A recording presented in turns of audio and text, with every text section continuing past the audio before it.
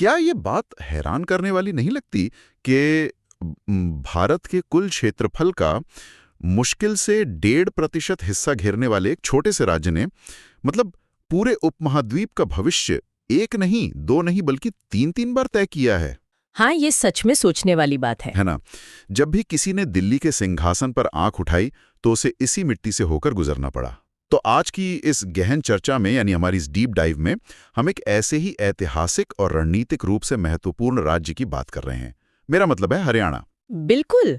और ये बहुत ही शानदार शुरुआत है, क्योंकि जिस राज्य का इतिहास इतना विशाल हो, उसके बारे में जानकारी अक्सर सिर्फ कुछ सूचियों या किताबों तक सिमट कर रह जाती है। सही कहा। आज हमारे पास जो स्रोत है ना, वो 50 बिंदुओं वाले त्वरित तथ्यों का मतलब रैपिड रिवीजन फैक्ट्स का एक बहुत ही बेहतरीन संग्रह है। ये विशेष रूप से उन लोगों के लिए है जो एचएसएससी, सीईटी, पुलिस या पटवारी जैसी प्रतियोगी परीक्षाओं की तैयारी कर रहे हैं। हाँ, और यहाँ हमारा मिशन उन 50 तथ्यों को एक रोबोट की तरह रटना बिल्कुल नहीं है, क्योंकि तथ्यों को रटने से वे कुछ दिन में भूल जाते हैं, है ना। चलिए इसे थोड़ा विस्तार से समझते हैं। जी बिल्कुल, समझते हैं। मतलब इन जानकारियों को आपस में जोड़ते हैं।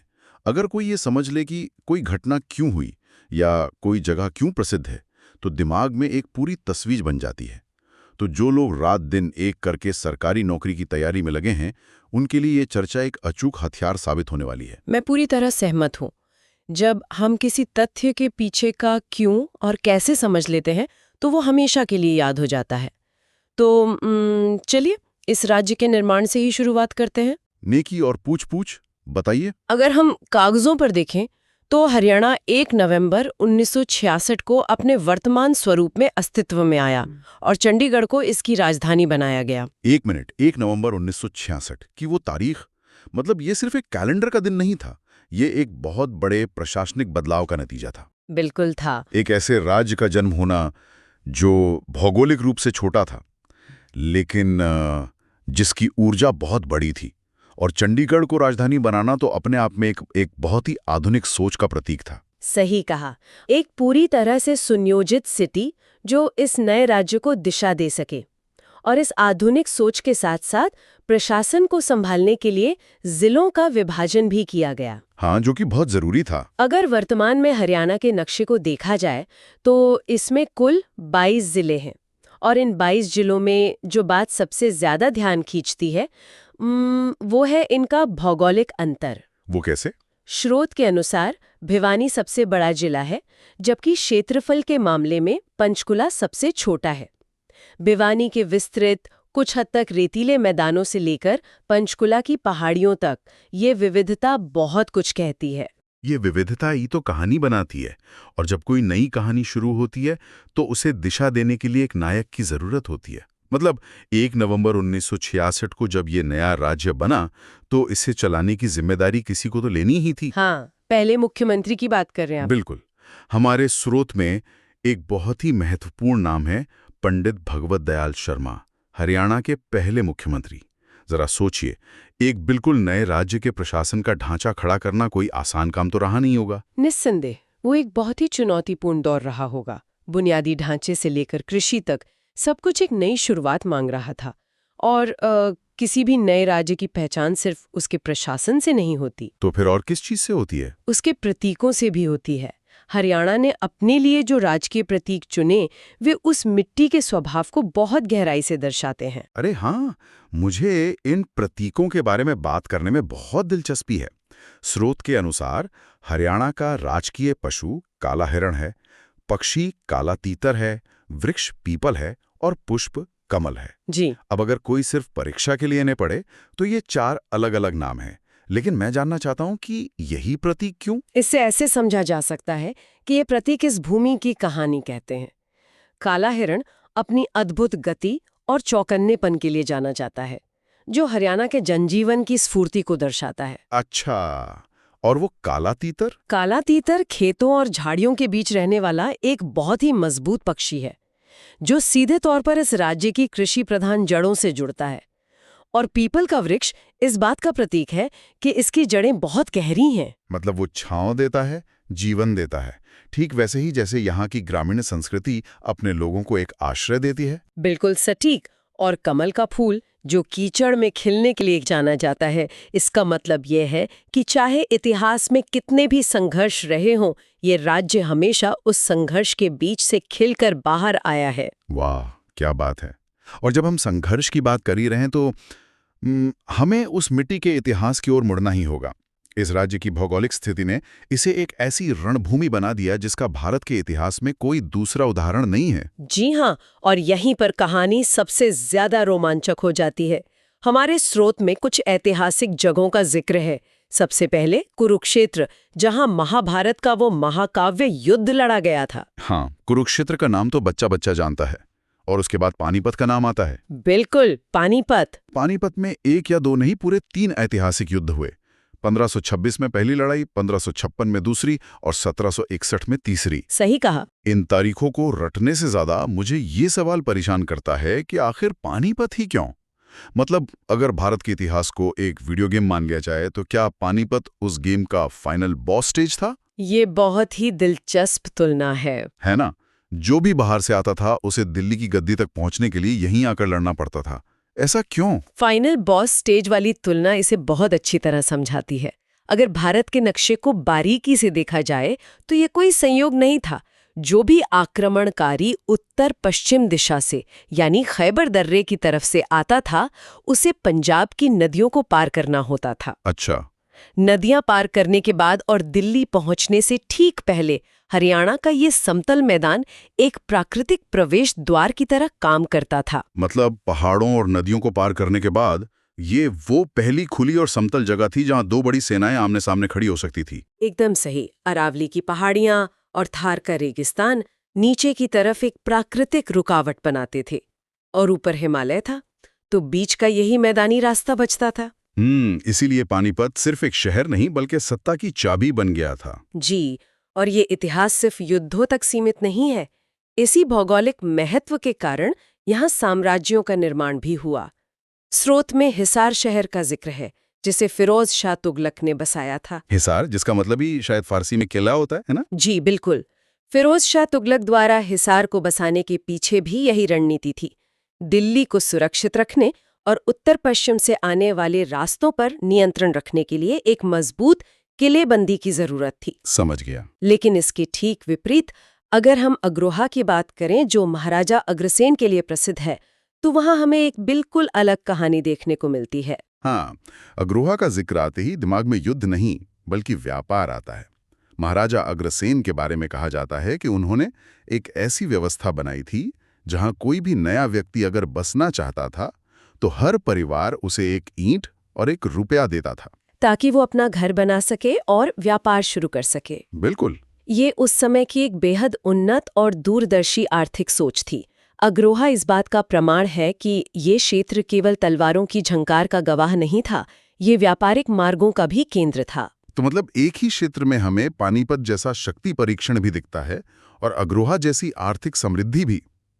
ये विरोधाभास सच में हैरान करने वाला है ना? एक तरफ इतिहास का इतना भारीपन और सत्ता का संघर्ष, और दूसरी तरफ जब हम आज के हरियाणा या उसकी संस्कृति की ओर देखते हैं तो वहां एक अलग ही उल्लास दिखाई देता है। यही मानवीय स्वभाव की सबसे बड़ी खूबी है। भूगोल ने भले ही यहाँ युद्ध दिए हों, लेकिन उसी भूगोल ने यहाँ एक बहुत ही उपजाऊ जमीन भी दी है। बिल्कुल। और जब जमीन उपजाऊ होती है तो कृषि जीवन का केंद्र बन जाती है। कृषि सिर्फ एक पेशा नहीं रहती, वो एक संस्कृति बन जाती है। अगर संस्कृति और कृषि की बात करें तो स्रोत में 2 बहुत ही प्रमुख चीजों का जिक्र है। पहला है प्रसिद्ध लोक नृत्य फाग, और दूसरा है यहाँ की विश्व प्रसिद्ध मुर्रा भैंस, जिसे अक्सर काला सोना भी कहा जाता है। जी, परीक्षा के नजरिए से ये सिर्फ 2 सवाल है, लेकिन असल जीवन में ये दोनों इस राज्य की असली धड़कन है। अगर फाग नृत्य को गहराई से देखा जाए तो ये केवल एक नाच गाना नहीं है। तो फिर क्या है? ये वसंत ऋतु और फसल की कटाई के समय का उत्सव है। महीनों की कड़ी मेहनत के बाद जब खेत लहलहाते हैं तो वो खुशी फाग के रूप में बाहर आती है। ये दिखाता है कि इतिहास में चाहे कितनी भी उथल पुथल रही हो, लोगों ने उत्सव मनाना नहीं छोड़ा। क्या बात है। और जहां तक मुर्रा भैंस की बात है, मैं भी यही सोचने वाला था कि किसी जानवर को काला सोना कहना एक बहुत बड़ा सम्मान है। ऐसा क्या खास है इस नस्ल में? मुर्रा भैंस दुनिया भर में अपने बेहतरीन दूध उत्पादन और दूध में मौजूद उच्च वसा यानी फैट की मात्रा के लिए जानी जाती है। एक ग्रामीण अर्थव्यवस्था में जहां खेती मौसम पर निर्भर रहती है, वहां एक मुर्रा भैंस का होना किसी पक्के बैंक बैलेंस के होने जैसा है। अच्छा। ये किसानों को एक निरंतर आर्थिक सुरक्षा देती है, इसीलिए ये सिर्फ एक पशुधन नहीं है, बल्कि ग्रामीण हरियाणा की समृद्धि का एक सबसे मजबूत स्तंभ है। ये बात तो बहुत गहराई से समझ में आती है। मतलब अर्थव्यवस्था केवल अग्रोहा के पुराने व्यापार तक सीमित नहीं थी, वो आज के समय में इन डेयरी फार्म्स और खेतों के जरिए काले सोने में बदल गई है। बिल्कुल सही। और इस सांस्कृतिक और आर्थिक समृद्धि को दुनिया के सामने लाने का काम करता है फरीदाबाद में लगने वाला मशहूर सूरजकुंड मेला। सूरजकुंड मेला इस मायने में बहुत खास है कि ये सिर्फ एक पारंपरिक बाजार नहीं है, ये एक अंतर्राष्ट्रीय शिल्प मेला है जहां दुनिया भर से लोग आते हैं। यह हरियाणा की उस छवि को तोड़ता है जो सिर्फ खेती या युद्धों तक सीमित है। हाँ, ये दिखाता है कि कला और शिल्प में भी ये राज्य कितना आगे है। अब पर्यटन से एक बहुत दिलचस्प बात सामने आती है। अभी चर्चा की शुरुआत में हमने इस स्रोत से एक तथ्य निकाला था कि पंचकुला हरियाणा का सबसे छोटा जिला है। जी, क्षेत्रफल के हिसाब से। लेकिन जब बात प्राकृतिक सुंदरता और पर्यटन की आती है तो ये छोटा सा जिला एक बहुत बड़ा हेवीवेट चैंपियन बन जाता है। स्रोत स्पष्ट रूप से बताता है कि राज्य का एकमात्र पर्वतीय पर्यटन स्थल यानी मोरनी हिल्स पंचकुला में है। हाँ, और प्रसिद्ध पिंजौर गार्डन भी वहीं स्थित है। बिल्कुल। पंचकुला का ये महत्व उसके भूगोल की वजह से है। ये शिवालिक की पहाड़ियों की तलहटी में बसा हुआ है। मैदानी राज्य होने के कारण हरियाणा में पहाड़ों की बहुत कमी है। ऐसे में मोरनी हिल्स जैसी जगह एक बहुत ही महत्वपूर्ण पर्यावरण संतुलन बनाती हैं। और पिंजौर गार्डन भी। हाँ, पिंजौर गार्डन जो अपनी मुगल शैली की सीढ़ीनुमा बनावट के लिए जाना जाता है, वो भी उसी ठंडी जलवायु का फायदा उठाता है। छोटा आकार कभी भी अहमियत को कम नहीं करता और पंचकुला इसका जीता जागता उदाहरण है। ये एक बहुत ही अच्छा नजरिया है। और जब प्रकृति और पर्यटन की बात हो रही है तो झीलों को कैसे भूला जा सकता है? बिल्कुल नहीं भूल सकते। स्रोत में 3 प्रमुख झीलों का जिक्र है। पहली है प्रसिद्ध बड़खल झील, दूसरी है हिसार की ब्लू बर्ड झील और तीसरी है रोहतक में स्थित तिलियार झील। जी, यहाँ मुझे एक बात ने फिर से अचरज में डाल दिया है। हिसार, जिसके बारे में हमने अभी बात की थी कि वो फिरोज शाह तुगलक का बसाया हुआ मजबूत किलेबंद शहर है, उसी हिसार में ब्लू बर्ड झील जैसी शांत जगह भी मौजूद है। एक ही शहर में इतिहास की गूंज और प्रकृति की शांति। यही संगम तो इस जगह को इतना खास बनाता है। एक तरफ सूखा मैदानी इलाका, पुराने किलों के अवशेष, और दूसरी तरफ तिलियार या बड़खल जैसी झीलें। ये झीलें सिर्फ पर्यटन स्थल तो नहीं होंगी? बिल्कुल नहीं। तपती गर्मी में और तेजी से बढ़ते कंक्रीट के शहरों के बीच ये झीलें स्थानीय लोगों को सांस लेने की जगह देती हैं। अरावली की सूखी पहाड़ियों के बीच मानव निर्मित बड़खल झील का होना ये दिखाता है कि कैसे इंसानों ने प्रकृति के साथ मिलकर एक शांत कोना तैयार किया है। तो अगर हम इन सब जानकारियों को एक साथ रखकर देखें तो हमारी वो सूखी सूचियां अब पूरी तरह से एक जीवंत तस्वीर का रूप ले चुकी हैं। हाँ, बिल्कुल ले चुकी हैं। हमने शुरुआत की थी 22 जिलों और 1 नवंबर 1966 की एक तारीख से। हमने समझा कि पानीपत में ही वो 3 ऐतिहासिक युद्ध क्यों हुए, क्योंकि भूगोल ने उसे एक प्रवेश द्वार बना दिया था। हमने देखा कि कैसे अग्रोहा व्यापार का केंद्र बना और कैसे फरीदाबाद का सूरजकुंड मेला आज भी सांस्कृतिक मिलन को जारी रखे हुए है। तैयारी करने वाले छात्रों को ये समझना चाहिए कि जब ऐसे पढ़ते हैं तो चीजें भूलती नहीं हैं। सही बात है। अब जब परीक्षा में पूछा जाएगा कि हिसार किसने बसाया, तो दिमाग में सिर्फ फिरोज शाह तुगलक का नाम नहीं आएगा। किले की दीवारें आएंगी, रणनीतिक महत्व आएगा और ब्लू बर्ड झील का शांत पानी भी याद आएगा। बिल्कुल। और जब मुर्रा भैंस का सवाल आएगा तो वो सिर्फ एक जानवर नहीं, बल्कि ग्रामीण अर्थव्यवस्था का काला सोना बनकर याद आएगा।